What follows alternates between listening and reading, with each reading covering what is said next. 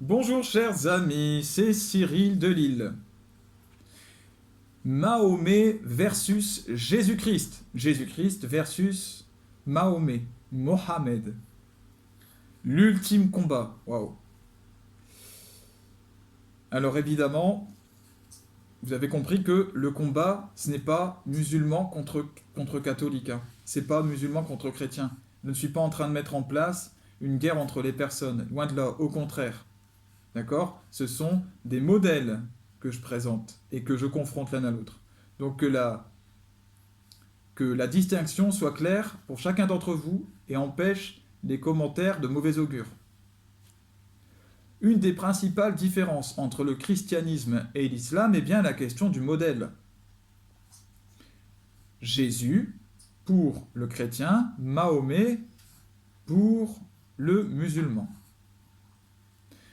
Certains internautes musulmans sont venus me dire, certains, hein, et je ne prétends pas que c'est ce que dit l'islam ou que c'est ce que disent tous les musulmans, mais ils sont venus me dire que Mahomet était christique, que d'une certaine façon il était un Christ et que lui aussi prêchait l'amour. J'ai prouvé par ma vidéo juste précédente à celle-ci que c'était faux, euh, puisque c'est une vidéo dans laquelle je montrais que l'amour était suprême, que Dieu était amour, et dans laquelle je démontrais que Mahomet n'avait pas fait cela. Bref, je vais y revenir. Cette personne me prétendait que le message de Mahomet était le même que celui du Christ. Alors à ce moment-là, j'ai envie de dire, pourquoi est-ce qu'il y a besoin d'un nouveau prophète, si c'est pour dire la même chose? Ou alors, cette personne m'a dit qu'il était un prophète dans la continuité de tous les prophètes, y compris de Jésus. Alors là, par contre, nous avons le discours de l'islam. Et je dis, non, c'est pas vrai, mais pour savoir, nous allons comparer. D'accord? Que chacun se fasse son avis. Si je me trompe, alors, vous le verrez. Il est dit dans le Coran que l'ange Gabriel, Djibril, dans le Coran, est venu donner à Marie, Mariam, un fils pur, c'est-à-dire sans péché. C'est ce qui est dit dans le Coran, un fils pur. Donc moi je traduis pur veut dire sans péché. Jésus est donc sans péché. C'est ce que dit le Coran. Dans le même Coran, Allah s'adresse à Mahomet en disant que lui, Mahomet, doit demander pardon pour son péché. Et doit demander que l'on prie pour lui. Mahomet est donc pécheur. Bon, comme moi et comme tous ceux qui regardent la vidéo, bien entendu. Mais pas comme le Christ. Jésus est pur, Mahomet est pécheur. Donc, qui est supérieur, qui est le bon modèle? Pour l'instant, c'est Jésus. Jésus a donné comme consigne « Aimez Dieu de tout votre cœur, votre prochain comme vous-même. Aimez même vos ennemis, bénissez, ne maudissez pas. » Donc c'est l'amour total. Mahomet, lui, a appelé à combattre ses ennemis. Où que vous les trouviez, tuez-les dans le sentier d'Allah. Car lorsque vous les tuez, ce n'est pas vous qui les tuez, mais Allah.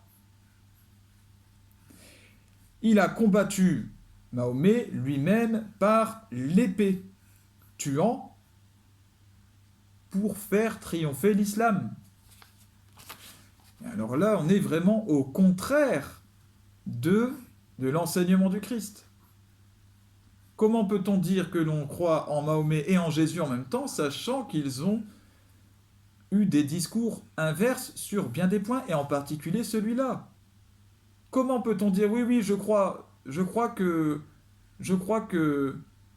la vie c'est blanc, c'est complètement blanc, et je crois que c'est complètement noir? Ça n'a pas de sens. On ne peut pas, tout n'est pas compatible. Alors on ne peut pas mettre ensemble aime tes ennemis et range ton épée au fourreau, ce qu'a dit le Christ, et d'un autre côté, sors l'épée, prends-moi comme modèle, tue tous tes ennemis. Il faut faire un choix entre les deux.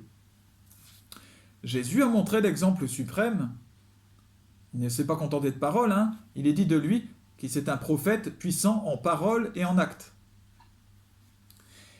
Il a donné sa vie à la croix. Alors qu'il l'a dit et l'a prouvé, il aurait pu détruire tous ses ennemis. Comment est-ce qu'il l'a prouvé? Eh bien parce que lorsque les soldats sont venus le chercher pour lui faire subir la passion, lorsqu'il a été trahi par Judas, Jésus s'est levé, et lorsqu'il s'est levé, tous les soldats sont tombés par terre, tous en même temps. Alors ils se sont relevés, et lui leur a dit, « N'est-ce pas moi que vous êtes venus chercher ?» Et là il s'est laissé livrer. Il a détruit le mal en ne rendant aucun mal. Il a capturé le mal. Il ne l'a pas renvoyé, il a tout capturé sur lui. Tout le mal qu'il a reçu, et ça, il y en a eu beaucoup, et bien il a tout gardé en lui. Et donc il a piégé le diable en faisant cela. C'est comme si le diable lui avait mis un coup de poing et qu'il avait gardé la main, comme ça. Et il était parti avec lui jusqu'en enfer. Et le diable a été coincé. Comprenez? Il ne l'a pas repoussé par de la méchanceté à son tour. Il l'a gardé. Il est descendu et il l'a attaché tout en bas. Il a détruit le mal en ne rendant aucun mal à ses bourreaux, mais au contraire en demandant au Père de leur pardonner, pendant qu'ils étaient en train de lui enfoncer les clous, etc., en même temps, afin que ces gens aillent quand même au paradis. Voilà ce qu'a montré Jésus comme modèle. Jésus est devenu la paix pour tout le monde, écartelé sur la croix. Il fait la paix entre les uns et les autres, il se livre complètement. Il ne renvoie aucun mal, pas de vengeance, pas d'épée, pas de guerre. Mahomet a fait la guerre et il en est même mort, bien entendu. Il est mort sur le champ de bataille avec des paroles de malédiction. Qui triomphe par l'épée meurt par l'épée. Eh bien, il l'a prouvé. Il a triomphé par l'épée, il est mort par l'épée. Paix à son âme. Je ne juge pas. Qui est le meilleur modèle? Jésus. Pour attester de son lien à Dieu le Père, Jésus a produit des miracles innombrables et puissants, ce qu'on appelle des signes. Comme il le dit lui-même, si je ne vous montre pas de signes, vous ne croirez donc pas. Guérison des malades, en particulier des lépreux.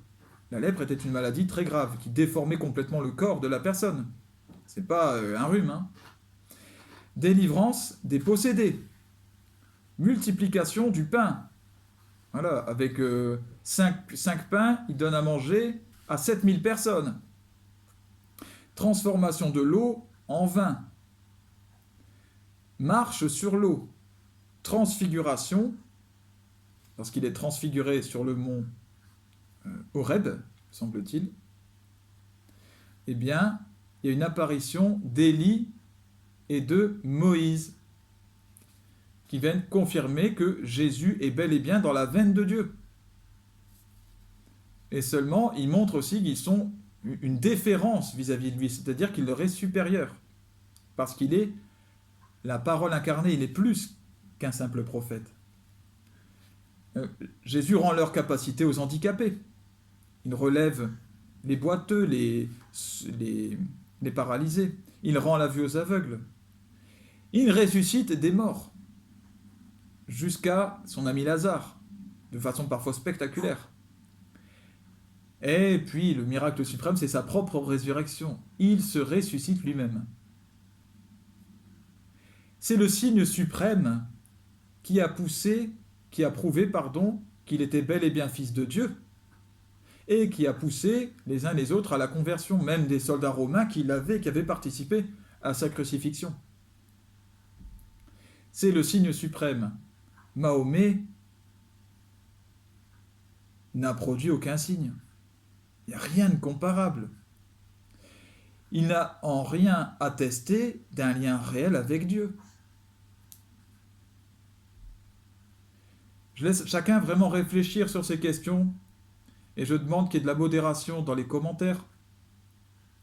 Je n'insulte personne, alors je n'ai pas à me faire insulter en retour. Je ne mens pas. Si je mens, eh bien essayez de me le prouver.